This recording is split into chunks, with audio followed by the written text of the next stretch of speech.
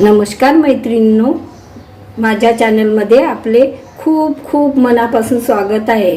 आज मी जोशना कुलुरकर तुम्हाला सत्यनारायणची पूजा श्रावण महिन्यात पौर्णिमेला कशी करायची ते दाखविणार आहे।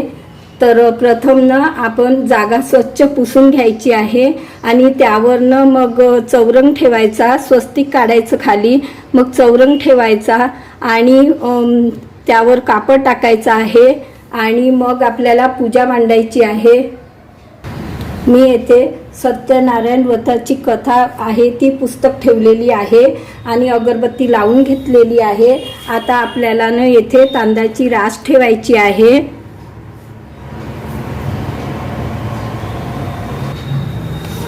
येथे तांदळाची रास ठेवायची आहे आणि त्यावर आता आपल्या जवळ सत्यनारायण भगवानचा हा फोटो आहे, विष्णू भगवानांचा, तो ठेवायचा आहे। अशा पद्धतीने कोणतीही पूजा करण्यापूर्वी आपल्याला प्रथम दीप प्रज्वलित करून दीपाची स्थापना करून घ्यायची आहे। मी इथे तांदळाची रास ठेवलेली आहे आणि त्यावर आपल्याला आता दीप प्रज्वलित करून ठेवायचा आहे आणि एक आपल्याला तुपाचा दिवा लावायचा आहे, तो पण त्याची पण स्थापना अशा पद्धतीने करून घ्यायची आहे। आता आपण दिव्यांना ठेवून घेतलेला आहे आणि आता आपल्याला हा असा कलश तयार करायचा आहे। मी आता ह्या एक तांब्याभर पाणी घेतलेला आहे, याला रक्षासूत्र बांधून घेतलेला आहे, स्वस्तिक काढलेला आहे आणि 2 रेषा आणि टिंब दिलेला आहे। आता प्रथम आपल्याला यामध्ये 1 रुपयाचा नाणं टाकायचं आहे, 1 सुपारी टाकायची आहे आणि अक्षदा हळद कुंकू टाकायचं आहे आणि हळद कुंकू टाकायचं आहे।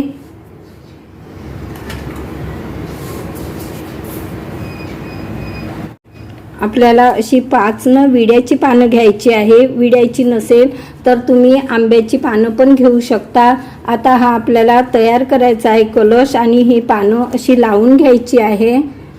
या पद्धतीने पूर्ण त्यावर प्लेट ठेवून घेतलेली आहे आणि त्यावर आपल्याला तांदूळ ठेवायचे आहे। या पद्धतीने ज्या जागेवर आपल्याला कलश मांडायचा आहे त्या जागेवर गहू ठेवून घ्यायचे आहे या पद्धतीने आणि मग कलशाची अशी आपल्याला तिथे स्थापना करायची आहे।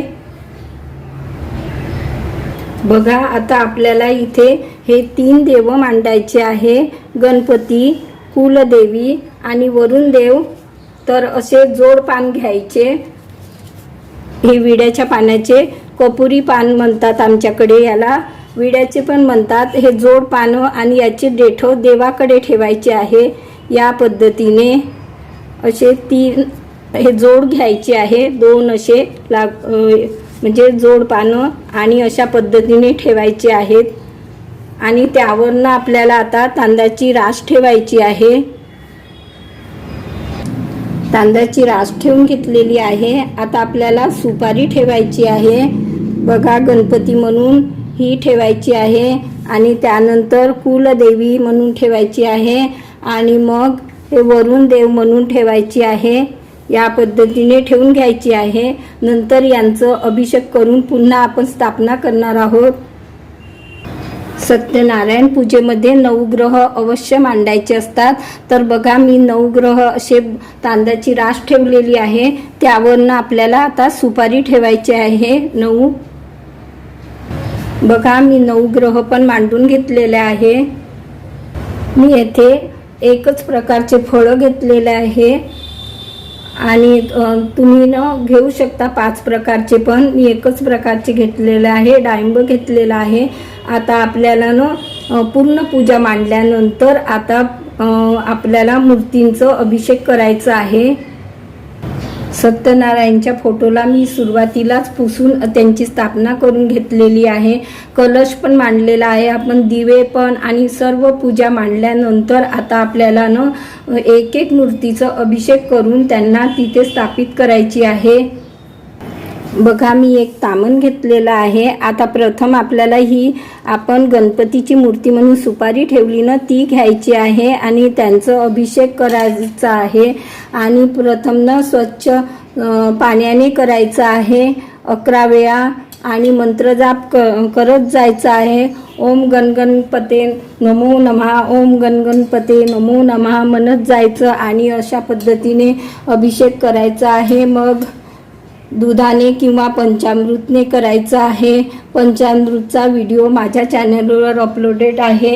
रेसिपी कशी बनवायची ती मी दाखविलेली आहे, तर ती तुम्ही बघू शकाल. तर पंचामृत 5 वस्तूपासून बनवल्या जातं, तर ते मी दाखविलेलं आहे सविस्तर. त्यामध्ये दूध, दही, मध, साखर आणि तूप ह्या 5ही वस्तूंचं मिश्रण किती प्रमाणात करायचं तेही दाखविलेलं आहे. आणि पंचामृत कसं बनवायचं तेही मी सविस्तर दाखविलेलं आहे, ते तुम्ही बघू शकाल. तर आता आपल्याला मूर्तीला या सुपारीला पुसून घ्यायचं आहे स्वच्छ कापडाने आणि म्हणजे त्या विड्याच्या पानावर आपल्याला मूर्तीची स्थापना करून घ्यायची आहे. आता आपल्याला कुलदेवीची पूजा करून घ्यायची आहे. तर आपल्याकडे मूर्ती नाही आहे, तर आपण सुपारीची स्थापना करणार आहोत आणि मंत्रजाप करत जायचा. ओम श्री कुलदेवताय नमो नमः, ओम श्री कुलदेवताय नमो नमः. शुद्ध जलाने करायचं आहे 11 वेळा आणि मंत्रजाप करत जायचं आहे. आणि मग त्याच पद्धतीने आपल्याला दुधाने करत आहे, दुधाने किंवा पंचामृतने करायचं आहे आणि मग शुद्ध जलाने करायचं आहे आणि पुन्हा मूर्तीला पुसून आपल्याला स्थापित करायची आहे. त्याच पद्धत आता मी वरुण देवाची सुपारी ठेवलेली आहे आणि आता आपल्याला त्याच पद्धतीने म्हणजे शुद्ध पाणी, गंगाजल टाकायचं असलं तर थोडं आपण यात टाकू शकतो, म्हणजे गंगाजलच तयार होऊन जातं. तुमच्याकडे गंगाजल असेल तर अवश्य टाका.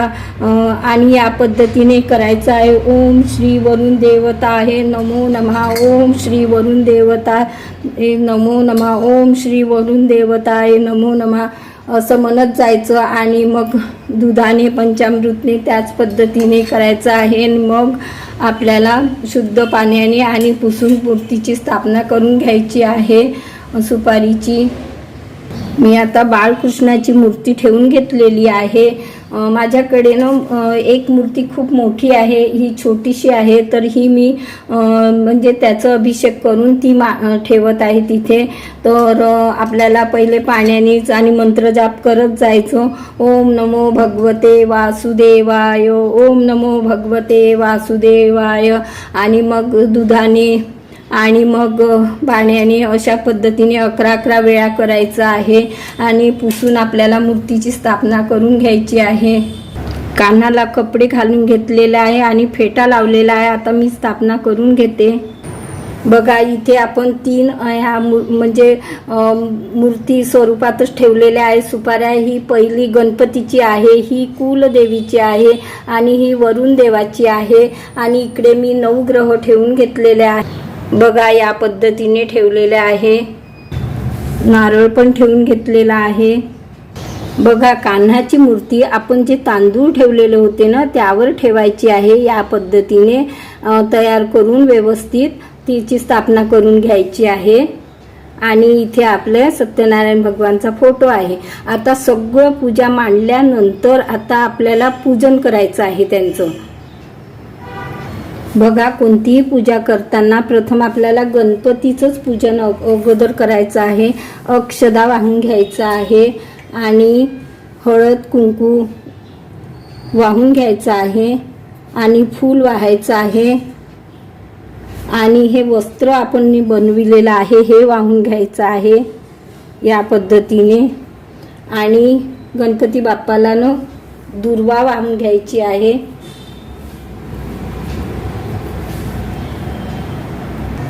गूळ खोबऱ्याचा नैवेद्य लावून घ्यायचा आहे। आता आपल्याला ही कुलदेवीला त्याच पद्धतीने पूजन करून घ्यायचं आहे। हळद कुंकू अक्षदा वाहून आणि फूल वाहून आणि वस्त्रमाळा वाहायची। ही आपली कापसाची बनवलेली आहे या पद्धतीने, आणि साखरेचा नैवेद्य लावायचा। आणि त्याच पद्धतीने आता वरुण देवाचंही करायचं आहे।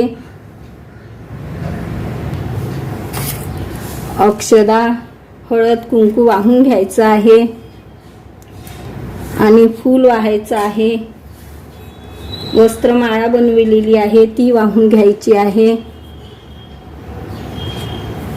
आणि यांना पण आता मी साखरेचा नैवेद्य बनविलेला आहे। सत्यनारायण भगवानासाठी म्हणजे शिरा बनवितात, कढई बनवायची असते, परंतु मी आता व्हिडिओ शूट करत आहे त्यामुळे बनविलेली नाही आहे। तर ज्या दिवशी आपण पौर्णिमेला सत्यनारायण भगवानची पूजा करतो त्यावेळेला आपण म्हणजे प्रसाद तयार करायचा आहे। त्याच पद्धतीने मी 9 ग्रहांची पूजा करून घेतलेली आहे आणि फूल वाहून घ्यायचं आहे। दिव्यांचं पूजन करून घ्यायचं आहे हळद कुंकू अक्षदा वाहून आणि फूल वाहून द्यायचं आहे। आणि हा तुपाचा दिवा आपण आरतीसाठी पण बनवितात, हा देवासाठी बनविलेला आहे, आरतीसाठी वेगळा बनवायचा। आरतीमध्ये तुपाचा दिवा बघा या पद्धतीने अक्षदा हळद कुंकू वाहून फूल वाहून द्यायचं आहे। आता आपल्या कृष्ण भगवानालाही वाहायचं आहे, हळद कुंकू अक्षदा वाहून फूल वाहायचं आहे। आणि आपले आता सत्यनारायण भगवानाला हळद कुंकू अक्षदा वाहून घ्यायचे आहे। हळद कुंकू अक्षदा वाहून घ्यायचे आहे। मी माझ्या काही व्हिडिओमध्ये म्हणजे आपण फोटोचं अभिषेक कसं करायचं ते दाखविलेलं आहे, तर ते तुम्ही बघू शकाल। आता आपण फूल आणि वस्त्रमाळा बनवलेली आहे ते आपण इथे ठेवून द्यायची आहे, किंवा तुम्ही मोठी बनविली तर अशी लावू शकता, हारही बनवू शकता तुम्ही। तर बघा मी फूल अर्पण करीत आहे सत्यनारायण भगवानला, आणि मी इथे साखरेचा नैवेद्य लावलेला आहे। आणि ज्या दिवशी आपण पूजन करतो त्या दिवशी म्हणजे शिऱ्याचा प्रसाद बनवायचा असतो। नारळाचंही पूजन करून आपल्याला त्याला हळद कुंकू अक्षदा वाहून फूल वाहून घ्यायचं आहे। समजा आपल्याला श्रावण महिन्यापासून म्हणजे सत्यनारायण पूजा दर महिन्यात करायची असेल तर आपण सुरू करू शकतो आणि तो संकल्प घेऊ शकतो। 12 महिने म्हणजे प्रत्येक महिन्याच्या आपण पौर्णिमेला सत्यनारायण भगवानची पूजा घरच्या घरी कशी करायची तर ती मी दाखविलेली आहे। याच पद्धतीने आपण पूजा करायची आहे। समजा आपण 12 महिने करत असेल तर या सुपाऱ्या आहेत की नाही या आपल्या गणपती कुलदेवी आणि वरुण देवाच्या, तर त्याच सुपाऱ्या आपल्याला परत वापरायच्या आहे। आणि कळशातली सुपारी आहे ती आपल्याला म्हणजे नाही का पाण्यातून काढून ती वाळून घ्यायची आहे आणि तीच वापरायची आहे। 12 महिने करत असाल तर, पण श्रावण महिन्यातच करत असाल तर या पद्धतीने पूजा करायची आहे। शेवटी ना आपल्याला ही सत्यनारायणची व्रत कथा असते, तर हे 5 अध्याय असते हे वाचायचे आणि मग सत्यनारायण भगवानाची आरती करायची। सुरुवातीला गणपतीची करायची आणि मग सत्यनारायण भगवानाची आरती करायची आणि मग प्रसाद वाटायचा। छानपैकी आरती झाल्यानंतर नारळ फोडून सर्व लोकांना गोडधोड प्रसाद द्यायचा, कापूर द्यायचा आणि एकदम प्रसन्न वातावरण होतं पूजा झाल्यानंतर। मी ही सत्यनारायणची पूजा आमचे गुरुजी करतात ना त्या पद्धतीने दाखविलेली आहे, साधी सोपी। कशी वाटली तुम्हाला कमेंट्स करून नक्की कळवा। पुन्हा भेटू आपण नवीन व्हिडिओसोबत। तोपर्यंत मस्त राहा, खुश राहा, आनंदी राहा आणि नवीन नवीन सण करत राहा, छान पूजा करत राहा, आनंदी मस्त जीवन आपलं व्यतीत होतं आणि घरात वातावरण प्रसन्न राहतं आणि सुख समृद्धी नांदतं। अशा पद्धतीची माझी साधी सोपी पूजा कशी वाटली तर कमेंट्स करून नक्की कळवा। धन्यवाद।